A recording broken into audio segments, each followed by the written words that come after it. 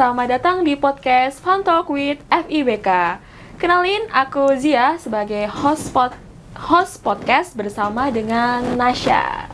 Hai semuanya, bagi kamu yang baru bergabung, podcast ini hadir untuk membahas topik-topik seputar mahasiswa, baik itu akademik maupun tentang program beasiswa, isu-isu terkini, dan masih banyak lainnya. Kali ini kita akan bahas topik seputar stigma gangguan mental nih. Berkaca dengan maraknya fenomena mental illness hingga terjadi banyak kasus bunuh diri, rasanya sangat penting untuk mengangkat topik ini. Tujuannya tidak sekedar memberikan informasi terkait gangguan mental, namun juga meningkatkan awareness serta mengupas tuntas stigma di masyarakat yang dapat berpengaruh terhadap individu yang mengalami gangguan mental. Hari ini kita punya tamu istimewa nih yang akan menemani kita berbincang mengenai gangguan mental. Dia adalah mahasiswa prodi psikologi yang sering kali sharing seputar kesehatan mental di akun media sosialnya. Ini dia Ariana Claresta. Selamat datang, Resta. Hai, langsung kedengeran ya.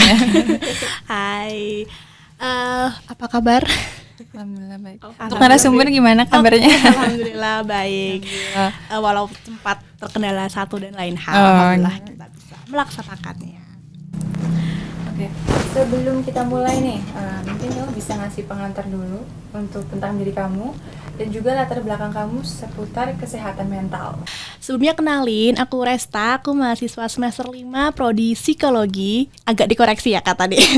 Jadi psikologi, jadi P-nya nggak dibaca gitu.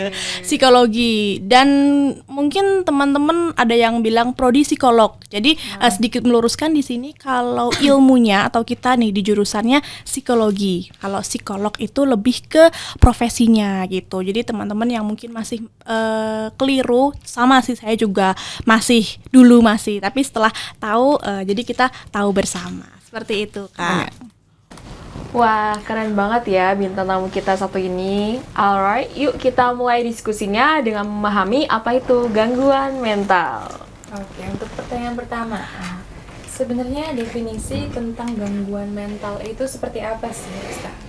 Oke, kalau gangguan mental kita lihat dari ininya aja deh, tata bahasanya gitu. Gangguan itu kan berarti sesuatu yang tidak normal. Nah, jadi dia terganggu. Yang tadinya aman, tentram, damai, jadi terganggu. Jadi sesuatu yang tidak biasa atau tidak normal yang dialami oleh individu gitu. Jadi ketika memang sudah gangguan, dan klasifikasi gangguan ini juga harus disebutkan atau diberikan oleh profesional seperti itu. Jadi kalau pengertian gangguan jiwa atau gangguan mental itu sendiri adalah status atau kondisi individu yang jelas-jelas terlihat kondisi mentalnya mengalami gangguan atau tidak seperti mental yang normal seperti biasanya, seperti itu. Oh, ternyata seperti itu ya. Wah, dapat insight baru nih, ya kan? Nah, meskipun di era sekarang ini topik terkait gangguan mental tuh sudah banyak dibahas, bahkan di sosial media ya banyak sekali. Dan diangkat pada berbagai platform tentunya, seperti mungkin Instagram, TikTok, dan lain sebagainya gitu. Namun tidak dapat dipungkirin ya bahwa topik gangguan mental ini masih menjadi isu yang mungkin dianggap sensitif dan tabu di kalangan masyarakat. Bener banget. Bahkan ketika seseorang terdiagnosa mengalami gangguan mental, orang-orang di sekitarnya kadang ada yang menganggap dia aneh atau bukan makhluk halus, atau mungkin bahkan ibadahnya berkurang gitu, atau masih kurang gitu. Hingga akhirnya gangguan mental itu semakin parah karena terlambat mendapatkan penanganan dari ahli. Nah, kita tahu kan ada stigma-stigma itu tadi tentang ibadah masih kurang atau kerasukan makhluk halus. Nah, itu seperti apa sih bisa mempengaruhi individu yang mengalami gangguan mental? Oke, sebelumnya kita tarik ke belakang dulu mungkin ya, Mbak Zia sama Mbak siapa tadi? Mbak Nasya. Mbak Nasya dan teman-teman. Jadi semua Mbak. Ya. Mbak kakak adek, teman-teman ya. Hai, berarti gimana? Mungkin belakangan ini kalau misalnya dilihat viralnya atau nge-hype-nya itu gangguan mental atau kesehatan mental ini kapan sih? Waktu COVID Iya, Nah, betul. iya betul. Sebelumnya Kayaknya jarang ya. nggak terlalu Nah, dibahas, ya. betul. Karena apa? Karena kondisi apalagi ya orang-orang ekstrovert gitu ya bisa dibilang ketika emang sehari nggak ketemu orang tuh rasanya berat banget. Rasanya tuh kayak wah udah gimana kayak gitu-gitu kan kayak yang betul kayak Vidi Aldiano gitu kan udah pusing banget kalau nggak ketemu orang. Jadi memang nge-hype-nya kalau bahasa kita tuh waktu COVID karena banyaknya atau meningkatnya tingkat stres lah. Nah lalu dimunculkannya nih stigma-stigma atau bahkan ada self diagnose. Nah jadi kan memang maksudnya baik. Memang kita para tenaga atau psikolog ilmuwan psikologi bahkan mahasiswa psikologi itu sendiri tuh maksudnya baik mengedukasi biar teman-teman tahu. Tetapi apa yang terjadi ketika kita bacakan aja ciri-cirinya, tidak bisa tidur, banyak menghayal atau tingkat stres tinggi, wah langsung self diagnose. Wah kayaknya aku udah mulai menghalusinasi, aku schizophrenia nih. Aku udah depresi tingkat tinggi. Nah, itu bisa dikatakan kesalahan, bisa dikatakan euforia. COVID ini masih terbawa gitu sepertinya sampai sekarang. Jadi self diagnose ini menjadi marak. Begitupun dengan tadi fenomena yang sebenarnya karena gini, psikologi itu awalnya kan pendekatannya dari ilmu barat. Nah, lalu sekarang ketika adanya muslim psikolog, ilmuwan muslim psikolog, kita mencari pendekatan dari timur. Nah, makanya itu suatu PR juga sih bagi kita untuk mencari pendekatan. Karena di situ ditemukan memang perbedaan dan salah kapahnya atau kurang tepatnya memang ketika kita pertama kali merasa kita ada gangguan, merasa ada yang nggak beres nih, kok aku nggak seperti biasanya, itu biasanya kita mungkin terburu-buru atau mungkin merasa datangnya itu langsung ke psikiater. Nah, ya banyak kan ya datangnya ke psikiater, tapi nyatanya teman-teman di sini itu psikiater dan psikolog itu berbeda loh gitu. Kalau psikiater itu memang mereka mengambil S1 atau pendidikan kedokteran dan melanjutkan spesialisnya ke kesehatan jiwa. Jadi kadang ada orang-orang yang memang mungkin kasus-kasus yang terkini gitu hanya ingin didengar, belum sampai di tahap gangguan yang membutuhkan, mohon maaf ya, kalau psikiater itu kan boleh meresepkan. Jadi kalau secara simpel bedanya psikiater sama psikolog apa sih? Kalau psikiater itu boleh meresepkan obat, kalau psikolog itu nggak boleh. Nah, jadi orang-orang merasa psikiater itu lebih expert di bidangnya, akhirnya dikasih obat, akhirnya ya udah tenang. Banyak dikasuskan juga ketika psikolognya ketika memang gangguan kecemasannya tinggi sampai nggak bisa tidur berhari-hari, itu kan mengganggu kesehatan juga ya. Itu kita arahkan atau kita tujukan ke psikiater. Ketika udah mendapatkan obat, merasa tenang, bisa tidur, nggak balik lagi ke psikolog. Padahal salah seperti itu. Jadi perlu diluruskannya lagi mengenai ketika kita dapat informasi, ketika kita dapat hal-hal yang tadi itu niatnya mengedukasi tapi malah self diagnose, apalagi sampai salah penanganan gitu. Nah, sebenarnya untuk mengurangi agar orang-orang menghindari perilaku seperti itu tuh sebenarnya gimana sih? Karena kan rasanya kalau mengedukasi juga nggak cukup kan. Mungkin kamu ada pikiran lain tentang gimana seharusnya dari segi individunya? Ya. Dari segi individunya, oke. Jadi tingginya tingkat stres, tingginya tingkat gangguan, mungkin 2 tahun, 3 tahun ini tuh data statistiknya naik. Jadi gangguan itu salah satu dipengaruhinya oleh COVID ini karena memang di rumah aja, lalu kedua pengaruh sosial media.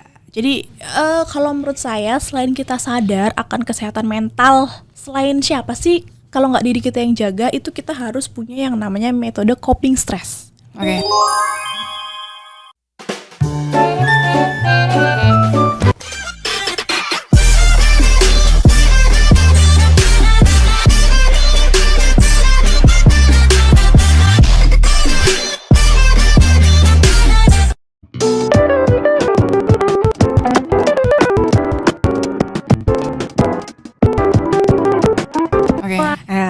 stres itu apa sih?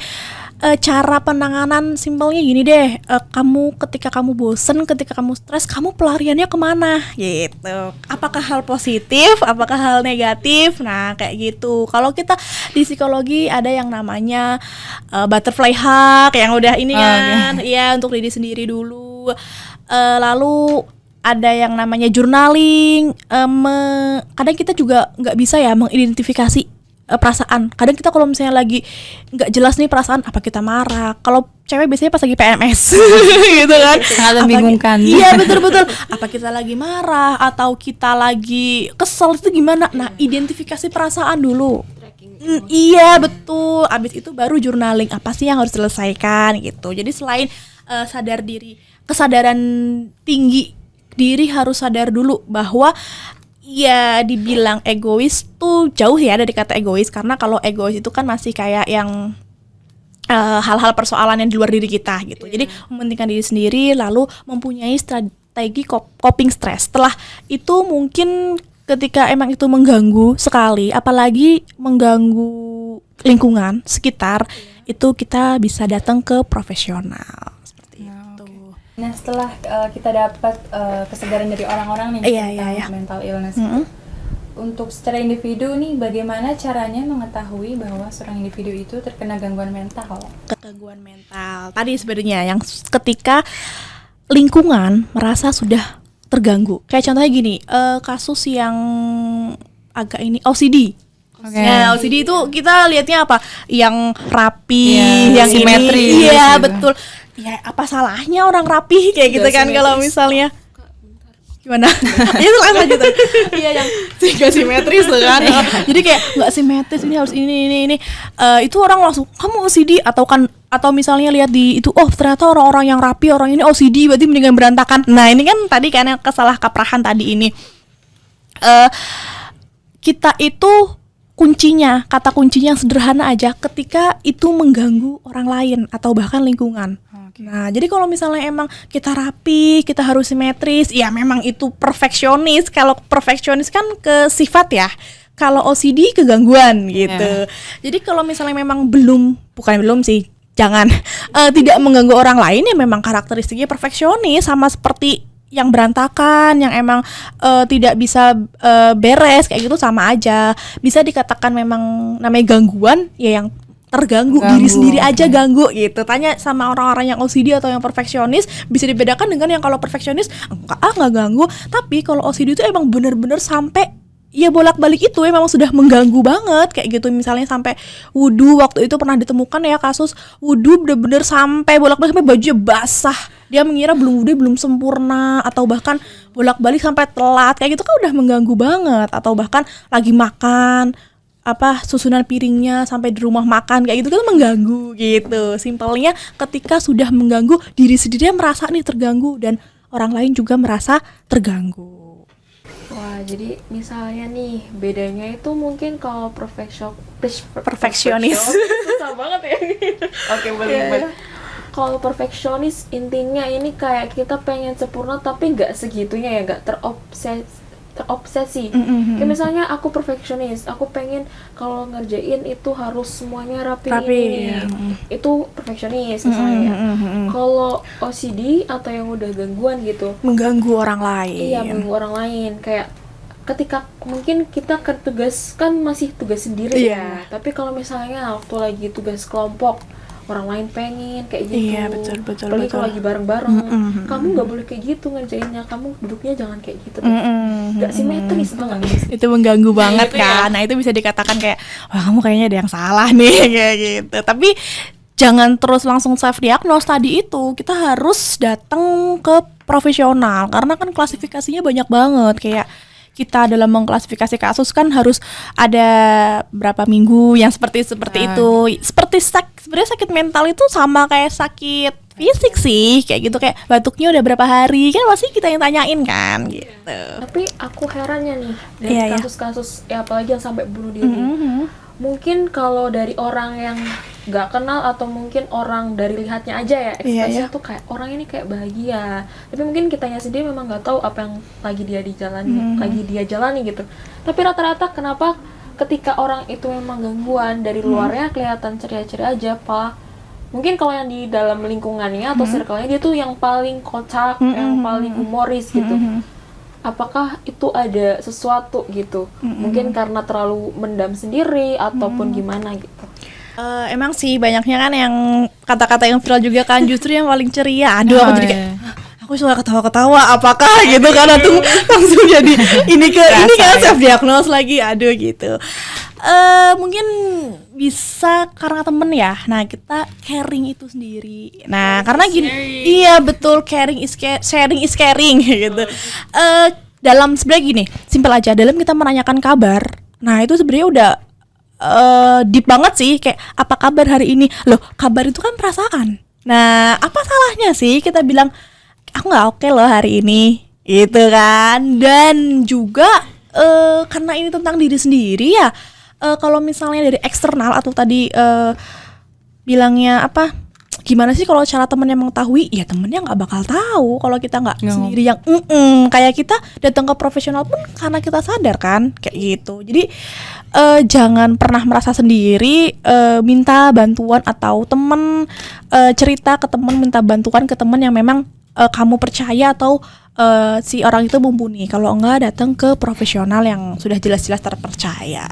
Sebenarnya orang dengan gangguan mental itu mungkin ada kekurangannya, yaitu dia diberikan penyakit mental gitu. Tapi aku pernah ketemu beberapa orang, terus juga baca artikel gitu, kayak berita gitu kan, tentang orang yang gangguan mental sebenarnya ada kelebihannya, yaitu kayak lebih cerdas di atas rata-rata gitu, bukan gimana ya. Paham ya. Kayak ada satu yang ditonjolkan gitu. Mungkin dari kemampuan keseniannya atau kemampuan minatnya, kemampuan bahasa, pokoknya ada salah satu sisi yang ditonjolkan gitu. Seperti contohnya tadi yang Mbak Yovania itu, dia itu bahkan sampai di rumah sakit jiwa kan, dan dirawat di sana, tapi dia tetap bisa berprestasi. Dia bisa sampai lolos ke UI dan akhirnya udah bisa sembuh kan. Dan dia membuktikan. Oh, yang viral di TikTok, maaf motong. Yang di TikTok itu nggak? Iya betul ya. Oh ya makanya tuh siapa itu nggak kenal. Oh ternyata yang TikTok itu ya paham lanjut. Dan orang-orang tuh kan nggak menyangka kalau awalnya dia itu ada track record atau ada kisah di baliknya sebelum dia keterima di UI kan. Tapi karena dia juga sharing, jadi orang-orang tahu. Dan itu menurut aku kayak luar biasa perjuangannya gitu. Jarang aku kira tuh kalau ketika udah mentalnya udah turun, rata-rata kan udah jadi pesimis. Tapi aku salut banget sama Mbak satu ini, karena bisa langsung bukan bisa langsung tapi bisa membuktikan gitu. Sama seperti orang-orang gitu ya. Sebenarnya normal kan, cuman memang ada kekurangan tersendiri. Yang pandangan dari Mbak Rista gimana tentang kayak fenomena seperti ini gitu? Tadi ya yang aku bilang, jadi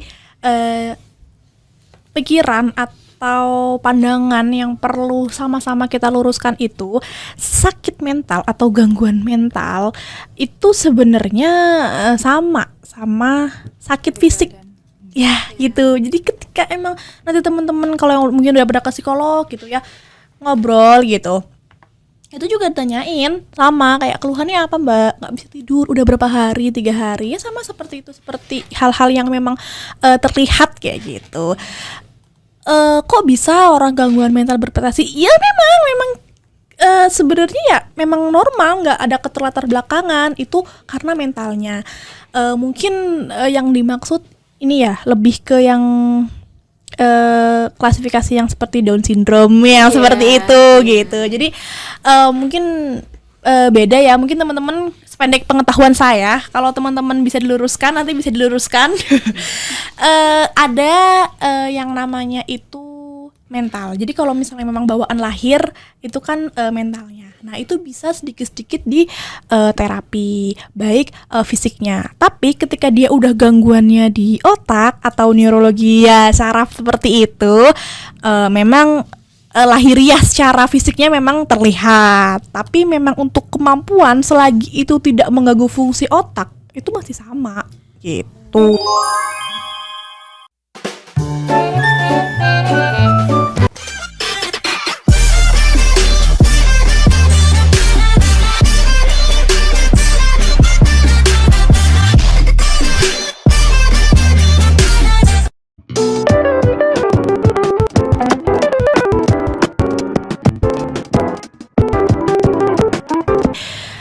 mungkin teman-teman termasuk saya juga mungkin dulu menganggap orang yang gangguan mental tuh nggak sama kayak kita. Sebenarnya enggak sama gitu. Cuma ya kayak kita lah, cuma lagi batuk doang kayak gitu, jadi lagi pilek. Dan ketika memang kita misalnya didiagnos ini udah sembuh, itu nggak pure sembuh loh, itu bisa kambuh lagi. Kayak kita aja demam udah sembuh, tapi kalau kita makannya bedas lagi gitu kan, iya demam lagi sama persis. Nggak ada perbedaan sebenarnya mental dan fisik itu. Jadi emang harus maintain ya, nggak bisa secara langsung 100% Iya, udah sembuh gitu. kita yang jaga juga. Kayak kita nggak mau pilek ya jangan banyak makan es ya, maksudnya yang hal-hal yang menyebabkan iya betul, nggak mau diare ya jangan makan pedes, nggak mau mah ya makan, nggak mau depresinya kambuh atau stresnya kambuh ya kita menjalankan dengan cerita sama orang, atau ketika kita udah diporsir kegiatan kerjaan ya kita mengambil jeda, mengambil sesuatu yang memang menurut kita itu bisa mengalihkan dari stres itu tadi. Wah, jadi kayak gitu ya ternyata. Jadi kita bisa nambah knowledge lagi, insight lagi yang ke hal-hal nggak cuman sekadar kita lihat di surface-nya ketika viral, oh ternyata itu, tapi kita bisa mendalami lagi sebenarnya tuh yang viral itu, apalagi tentang topik gangguan mental seperti apa ya. Kemudian sebenarnya faktor yang bisa menyebabkan seseorang itu terkena gangguan mental atau ke-trigger itu seperti apa sih kalau dari POV-nya Resta? Kalau untuk faktor-faktornya ya orang terkena gangguan mental, ada yang menyebutkan itu genetik. Jadi kalau misalnya ibunya seperti itu, mama bayi seperti itu. Tapi memang itu ada. Jadi kalau misalnya di keluarga, kayak kita kan hidup bersama keluarga terus ya, pasti kayak penyakit fisik juga turunan. Nah mental juga ternyata bisa turun.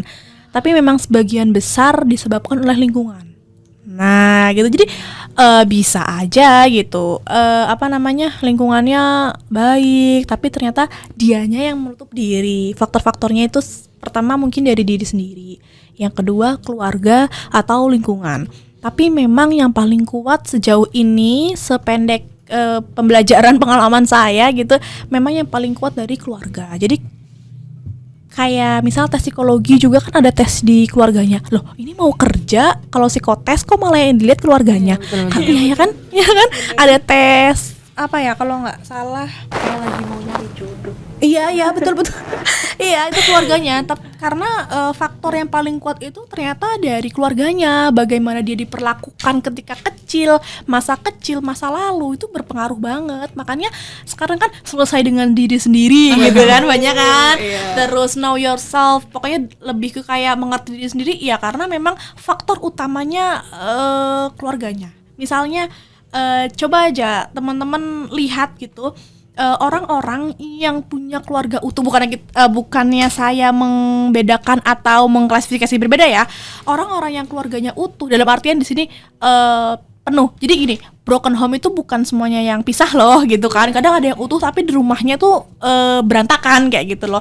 Itu pasti pertumbuhan atau perkembangannya juga berbeda dengan anak yang memang dari bayi ibunya baik-baik ke dia, atau mohon maaf misalnya anaknya korban KDRT atau apa. Jadi memang bisa dilihat berbeda. Jadi mungkin faktor utamanya memang dari keluarga, setelahnya itu dari lingkungan yang kita sekarang. Apakah lingkungannya toksik kayak tadi, temennya nggak ada yang care, atau kita yang bahkan menarik diri, itu paling berpengaruh seperti itu. Untuk dari kamu sendiri, Ya. apakah ada saran khusus bagi mereka yang mungkin mengalami gangguan mental dan sedang berjuang untuk sembuh? Oke, kalau dari aku semangat. Jadi teman-teman, kita jika terkena ya, orang yang udah terkena itu normal. Kayak gangguan mental atau penyakit mental itu diciptakan kok. Kita bukan orang-orang yang berbeda kok, dalam artian tanda kutip berbeda di sini. Tadi ada dari Mbak yang di TikTok itu juga bisa kan lulus UI atau bahkan prestasi-prestasi yang lainnya. Jadi kalau menurut aku ikuti. Kalau yang udah datang ke profesional, ikuti petunjuk ya. Kan kadang suka kalau misalnya udah ke psikiater 2 minggu lagi atau kalau udah membaik, balik lagi ya ke psikolog kayak gitu. Jadi nggak terus-terusan minum obat karena bahaya teman-teman, lebih ke organ dalamnya kan, ke ginjal dan lain sebagainya. Jadi tetap lanjutkan pengobatannya dan terus kalau nggak ada yang sayang sama kita, nggak bakalan lah kita sampai detik ini. Ingat orang-orang yang memang sudah memperjuangkan kita, struggle-nya diri sendiri gimana sampai detik ini, dan juga orang-orang yang berada di sekeliling kita. Dan untuk yang merasa mempunyai gangguan tapi belum terdiagnos, jangan sekali-kali, kalau saya bilangnya suka mengatasi masalah dengan masalah. Gitu. Kalau boleh. Mengatasi masalah dengan masalah tuh, aku punya masalah nih. Mengatasinya dengan yang lagi nge-hype sekarang, cutting atau ya itu tadi bunuh diri, mohon maaf tadi itu kan mengatasi masalah dengan masalah gitu kan, bukannya beres malah ini. Sebaiknya ke temen mau cerita atau bahkan ke profesional tadi, karena ya memang kita nggak boleh self diagnose lalu terus malahan terapi karena aku udah tahu nih kayaknya aku harus terapi ini. Wah, kalau misalnya salah malahan berbahaya, karena kan kalau fisik terlihat, kalau mental ini yang salah yang mana gitu. Jadi kalau saran dari aku, teman-teman tetap aware sama kesehatan diri sendiri, peka ketika gangguan itu sendiri. Kita ada yang mengganggu nggak sih sikap-sikap kita akhir-akhir ini? Atau bahkan teman-teman kita tanya, aku mengganggu nggak sih? Ada yang beda nggak sih? Ada yang membuat kalian terganggu nggak sih? Karena ya itu tadi, kalau nggak kita yang aware sama diri sendiri, siapa lagi? Seperti itu. Jadi kesimpulannya ya, kalau dari Resta ini, dari perbincangan kita tadi, bahwa gangguan mental itu banyak banget jenisnya, nggak cuma satu, jadi nggak bisa self diagnose. Nanti kalau sudah memang dari psikolognya menganjurkan, mengarahkan ke psikiater, baru ke sana gitu untuk mendapatkan obat. Dan juga untuk meminum obatnya sesuai takaran, jangan berlebihan ya, karena juga bagus buat organ dalam. Kemudian juga mungkin dari kalau misalnya udah sembuh, jangan langsung wah aku udah sembuh, oke deh aku nggak usah lagi, pokoknya aku udah percaya 100% sembuh gitu.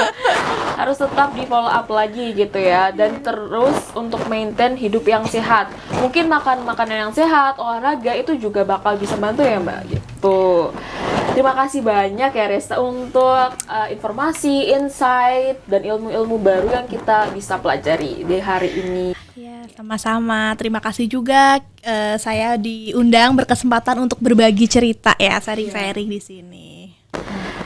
Dan kita semua berharap bagi informasi-informasi yang telah kita sampaikan di dalam podcast kali ini bersama narasumber kita yaitu Resta bisa membantu kalian untuk menghilangkan stigma seputar gangguan mental dan berani untuk melakukan penyembuhan. Jangan karena ada stigma kalian takut, kalian merasa malu, karena itu bukan hal yang malu ya, bukan hal yang memalukan, dan itu adalah hal yang wajar manusiawi. Jadi kalian yang merasa atau yang mungkin memang punya gangguan mental, segera pergi ke psikolog, kemudian setelah mendapat rujukan ke psikiater.